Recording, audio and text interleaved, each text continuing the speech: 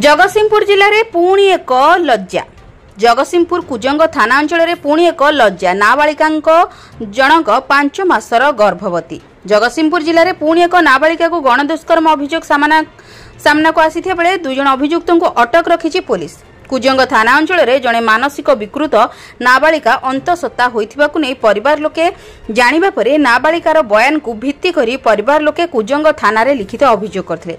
परे नाबालिकार परिवार लोकंक अभियोग आधार रे कुजंग पुलिस केस नंबर 275/25 रे एक मामला रुजु करिछि।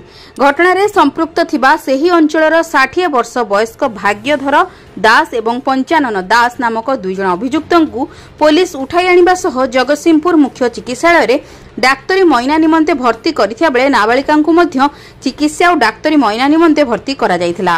अन्यपटे तीर्तोल एसडीपीओ चिन्मय राउत घटनार तदंत करुथिबा सूचना मिलिछि। जगतसिंहपुर थाना चांदगड़ ग्राम रे गणदुष्कर्म घटना पर कुजंग अंचल रे एभली घटना वर्तमान जगतसिंहपुर जिले में एक आलोड़न सृष्टि करिछि।